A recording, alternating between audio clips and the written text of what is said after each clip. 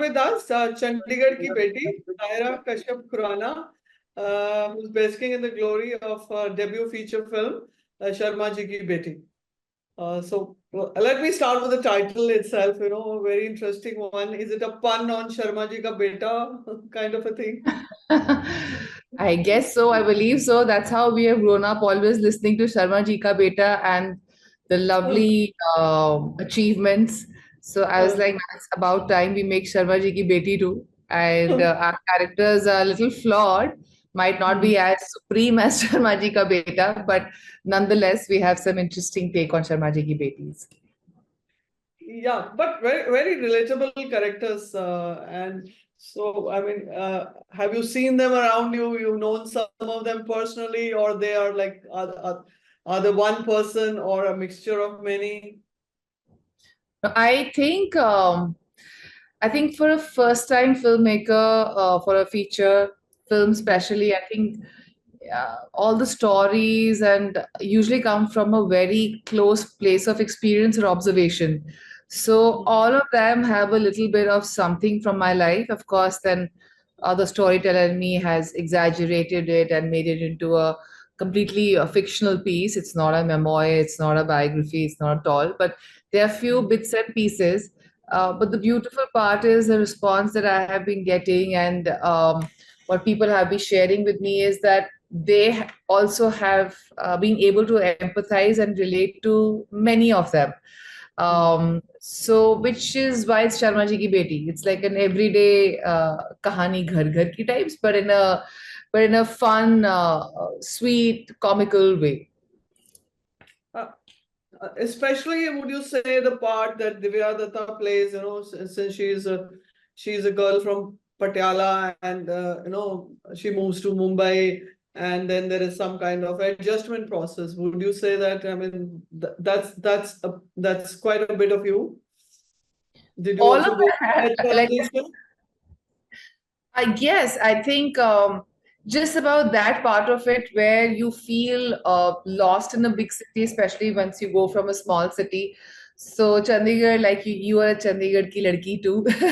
So it's got a Yeah. very, yeah, so it's got a very complacent, chilled out vibe. You know, you do your job, but then you enjoy your life.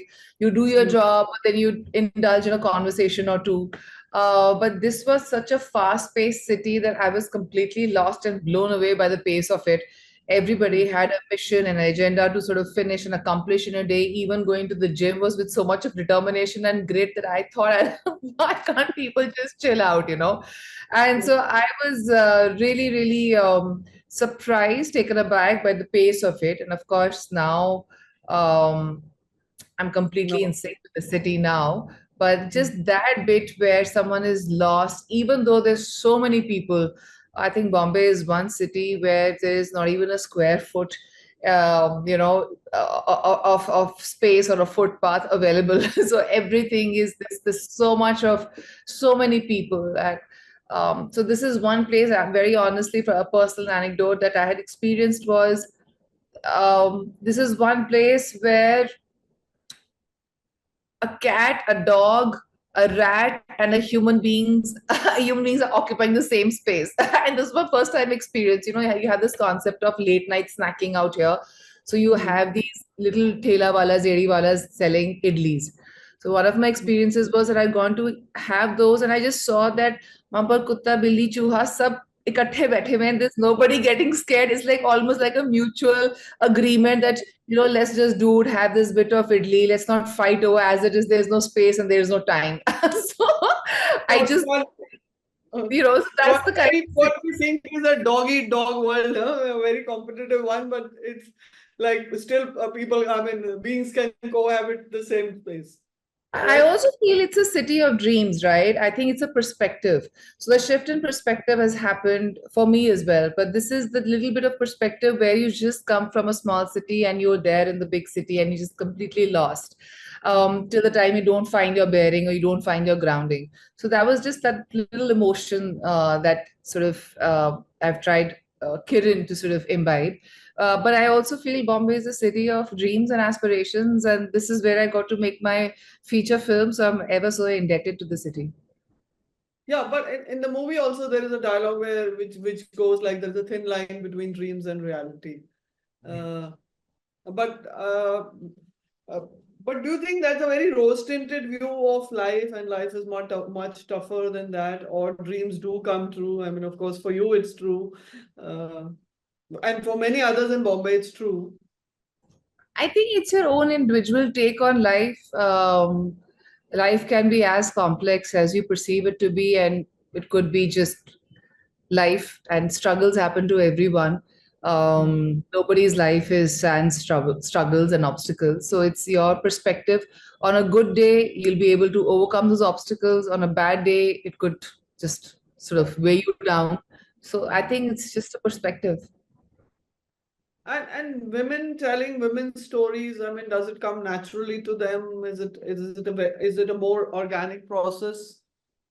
Them meaning? But the women telling women's stories, does it come naturally to women directors? I can't talk about other people for sure, but I can talk about myself. Yeah. Um, though I have seen some brilliant cinema being made by women directors as well. But I just wish that we reach a place and age where there's so many of directors, women directors behind the lens, and there's so many films helmed by female protagonists that the word female directors or women-centric films, it ceases to exist. You know, we don't have male-centric films. We don't have male Yeah. cinematographers and male directors. Yeah. So That's again, it's a lens. It's a lens that everybody has an individual lens, and and I think the lens that I have, or probably few of the female directors might have, is that probably you do not see your gender being reduced to a piece of item or a carpet. You know, you want to give it more agency. We want your character to speak, to talk, to have a grounding, to have a reason for existence in the screenplay. So hence a well-etched character. And that's predominantly been my at least take, and one of the films that I have done or I'm going to do. I want to do all genres. You know, it's just not slice of life. I want to do thriller, dramedy, comedy, romance, horror. Like I want to cover it all. But whatever I do, I'm very sure that the women in my pieces will not be mere just, you know, ups. objects. You know, they'll have something to say and tell. Like Sakshi Tanwar's character says, that women don't have to be apologetic about their ambition. It's Yeah. not all necessary that कोई जरूरत है तो ही काम करे, right? So that's you talking. Well, I'm a writer, and I there are different pieces that I write, but you know, it's very easy to sort of assume that, you know, this person is in this position and might not need financial security. Yeah. But I just feel financial stability and security is a very individual right, which should and the person should have the dignity, if the person dignity to receive it, if that's what's the aspiration, and not just see what kind of environment that person is in, or what kind of, not everybody's dynamics are the same. Everybody has their individual dynamics. I mean to say, what are you bringing to the table? It's just a very individual family perspective. But in the story, the dialogue came from a writer's point of view, and I have seen my mother, in fact, struggling with the light and everything. But in fact, in my life, I have seen. So my mom and my dad, they have been working, and you know, and they had to work. Now, perhaps for my mother, it's a very patriarchal way of thinking that the man has to work. Now, if the woman has to work, is it her choice or is it a necessity? I will never be able to know, because I think at times it was a necessity at home, but also at times I think my mother chose to work as well. So she never sort of you know, sat me down and told me her perspective, but it is just observation of life of women, and just not my mother, but and just not my life, but so many other women around me and so many other families around me. Hmm. But you're talking of several things, and one thing also people assume is, being a star wife, being a rather superstar's wife, Ayushmann Khurrana, around, things may have been easy for you. So tell me about the struggles of making this movie and behind the scenes, how easy or difficult was it to get producers on board? I really hope I I wish I had taken those shortcuts and it wouldn't have taken me 7 years to make this film. But again, I cannot change people's perspective or what they think or not. But the Mm, script I was written and registered in 2017. It was greenlit in 2017. We are in 2024. right. It has been 7 years. So Mm, had it been for the, I don't know whatever the star wife, whatever it means, I don't know like I've said before, I don't know how to make it to this club and what is the curriculum. What is the degree needed to be a star wife? I have no clue about that. But in case if that was an advantage, then I would have made at least 2 to 3 films till now. But I was also given a lot of temptations along the way that so I had my creative producers from the word go. In 2017-16, I made Toffee. right. 2017 Toffee release, and that's when I also wrote this film. And so when I went to my creative producers, which is Ellipsis and Atul and Tanuj, and Tanuj specifically, he has been backing this project through and through. So he Mm, said yes, and from the word go. Now the idea is to get finances and to get studios on board as well, who are going to lay their money and the bet on your project. Now mm, that was a struggle, and so then there were a lot of temptations given to me that why don't you cast so-called the A-list, B-list, C-list, whatever, A-list actor. Why don't you have a younger woman and a younger man and a full-blown romantic track, and all these women can be the sidekicks? Why don't you have why don't you have a song sequence, a full-on fledged song sequence? So I have been fighting why those not have temptations. Ayushmann on board? Somebody suggested that too. I would not like to quote directly, but I'm just saying that there were a lot of Pressures. suggestions that were given to me, and all these suggestions somehow did not bear semblance or did not, I did not agree with it because that was not the vision for the film. And so Mm, if I had succumbed, perhaps I would have had a studio on board earlier on. But I'm just so glad when Applause came, they made no changes to the script that I wanted to make. Of course, there are various drafts that I've made over the few years, mm. where the characters they have also matured in the script. But Applause made no such changes. They made no such unreasonable demands. And then when the film was made, Amazon came on board. They loved the film, and I'm just so glad that the vision that I had, it finally, came to see the light of the day without having to succumb to few of the shortcuts, temptations, or funny suggestions that I was given during this time. But all the actors in here are wonderful, whether it's Divya Datta, Sakshi, or Sayami. So while writing, you had these actors in your mind, or I mean, how did the actors come? But they're receiving a lot of love. Yeah, so when as a writer, everybody has their own process of writing. So when I write any of my scripts, I do not imagine the cast because that sort of limits me to explore my characters to the lengths that I want them to sort of tread the paths that they want to tread, because somehow the actor's physicality, his body or her body of work limits your vision of the character. So I've never done that. So I've written the characters. And once the entire script was ready, during the pandemic, I gave a narration to Divya Datta. And why them? Because why not? They are the dream cast for any first time director, and so much of credibility and so much of authenticity and such great body of work, all of them. And the first narration that I gave to Divya online, and she was like, I'm doing this, I'm very excited about it. The same thing happened with Sakshi. Had gone to her place to give a narration, and as soon as I stepped out, she told my producer that I'm doing this project. And Sayami, I had to give a couple of a couple of narrations and a little bit of convincing, and then she was on board. And the two little girls who are there in the film, That's a Yeah. fresh cast, and I would give my casting director due credit. He gave me all the auditions, and then I sat, sort of went through all the auditions. And most of this work was done in lockdown. So there's a lot of to and fro happening online. And finally, I found these two girls, did a couple of workshops with them, and I found my Swati and Gurveen in them. So I'm very, very happy with the cast And they're that so I had. natural. I mean, like, how did you make them act like this? Which kind of I acting? Yep. Hmm. That's what a director does.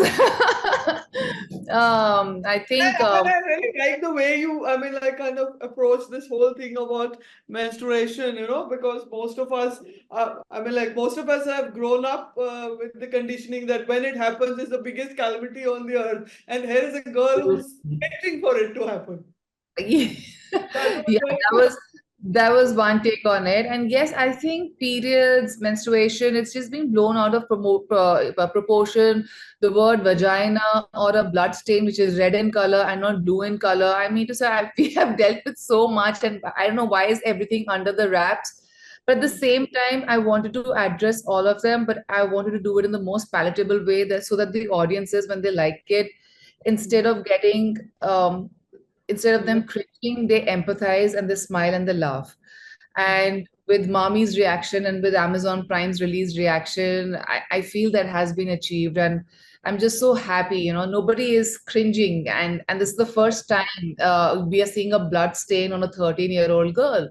You don't see, we have never seen that happen. And even about that, there was much debate because when you're collaborating, then there are other people. And so there was again a suggestion that came to me that, let's just not cover the period stain. And I was like, what's the big deal about it? It's about time that I think women are okay about it, but it's about time families, society as such acknowledges that girls do have menstruation now, empathize instead of judging or making into a stigma or a taboo.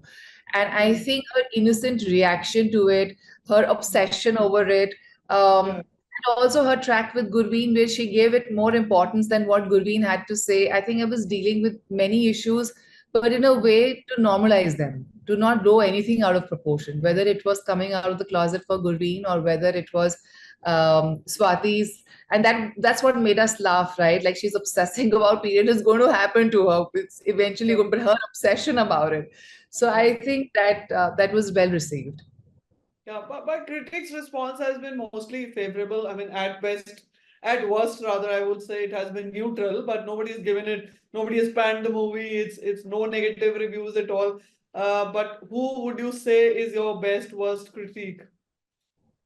Oh, I think I have a lot of them at home. When I go beyond myself, I'm my biggest critique, and then it's my husband. Then, yeah, and I think my husband, my children, my mother, they are the biggest critiques, and all of them, including my father, are my biggest cheerleaders as well. Okay. And My father is a cheerleader, all in all. He too cannot criticize. fathers always are. Yeah, that's true. Yeah, but what did Ayushman say about the movie? I mean, like, did he like it point blank, or did he point out some things, that don't do this next time over? He gave you some Uh, since it took do's seven and years, don'ts. and Yeah. since it took 7 years and multiple drafts, minimum 30 to 35, maybe more, because you keep writing, right? The same thing, you try to keep making it better and better and better. So he has been a part of the process of listening to all of the drafts that I have written. And Mhm. despite that, when he saw the first edit, the director's cut that I showed it to him, um, he smiled and laughed at a few places, and then he had tears in his eyes when it was Sakshi's scene in the when she received the award. And I was like, okay, my work is done. If I can make someone cry and laugh, and that person has read the script and is also has great sensibilities about cinema, I think I'm in a safe zone. Yeah. So hopefully, if you get an award, his reaction would be similar to Sharif Hashmi's in the film. No, I think that Sharif Hashmi's character is majorly derived for my father, actually. Uh, I thought it much. Yeah. that's the kind of home that I was brought up in. It was a nuclear family, And both my father and mother, very progressive household. Both of them had professional careers, and both of them were contributing almost equally at home, you know. So if mom was making vegetables, he would cut it up. If mom was paying the electricity, my education bill, my father would pay the electricity bill. Everything was very divided in an unsaid way, very supportive. My mother had to go to school early in the morning at 7, and my father, since you Tribune, there are shifts, you behind the desk. So he used to then dress me up and take me to my the nursery and my kindergarten school, and it was his duty to pick me up. So there was nothing too much feminine and masculine at my place per se, the kind of errands that the both of them were doing. But when I stepped outside in the world and when I started going to my friends' houses, it was a reflection of a different kind of society, is when the questioning started. Because if that's how you brought up, so that's your normal.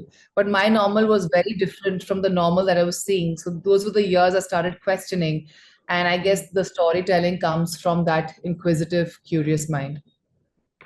And when you were making all these short films, Toffee, Pinny, etc., this feature, I mean, like, normally it's a natural progression, from short film to a feature film, or will you go back to making short films again, or now it'll be only feature films?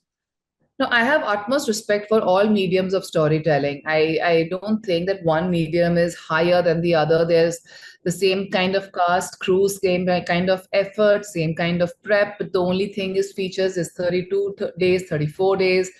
For and actually it's not less than 40, 45 days minimum, but since it took 7 years, the budget kept decreasing. So I had those 32 days to make or break it. And I was like, I'm taking this opportunity. I'm not going to let it go. So I made my first feature film, a 2 hour length feature film in 32 days, which is also an achievement for me and for most of us. So yeah, but I do have utmost respect for short films as well. But whatever an artist does, whatever a director, an actor, whoever is making, all those people behind making a film, by the end of it, they only exist if there is an audience for it. So Yeah. whatever format goes well with the audience, I would like to make films or do my storytelling there, because by the end of it, you want your stories to be heard, to be seen, to be talked about, and that's why you create as well. Of course, there's a personal satisfaction, but there's also an Yeah. audience reaction, right? So you make it for your audience. So that's one thing I want to keep in mind. So you intend to try the long format as well? So Or I, of course, I'm in the making of many more films. So my next film, one film I've signed. in series, web series too? Um, I'm open to all sorts of formats. I love storytelling. I have not spared podcasts. I have not spared books. I have not even spared my Instagram account where I run stories in my head. So wherever I get an opportunity to tell my stories, I am going to maximize that. Yeah. And we would love you to direct Ayushman. If you were to direct him, how would you cast him? In what part? I think he's a senior in the industry, and so I need to write a script that he likes, and then I also need to envision him in the role that I have written. And once that happens, also I want a happy household. So I don't know how will it be directing him, but I've just started out. I want to But, work but with a very. part that you would love to see him in, you think we've seen his talent in many I different think parts. he's exploring much more. He's covered a lot of genres. He's covered romance, comedy, dramedy, Yeah. action too, and I think he can An maybe out and horror. out villain, and an out and out Yeah, negative character. Yeah. maybe out and out villain, or maybe a horror comedy, or I don't know. There's a lot of stuff still left to be explored. So let's see. Yeah. If a film were to be made on you, who would you like to play your part? I think I have to live my life more and achieve more for my film to be made on me. Not as of now. I don't. I don't even know what I have to say. I have to do a lot of work before anything gets made on me. So we will be soon hearing from you, or it'll take some time before your next project comes up. Yeah. I'm hoping you hear soon. Yeah, yeah. Okay. Okay. All the best, Tyra. Thank you And, so much. thanks for your film and wishing you all the best for your future projects and hope to have more conversations with you. Yeah. Okay. Absolutely, absolutely. Yep. Thank you. Okay. Thank Thank you you. so much. Yeah. Bye.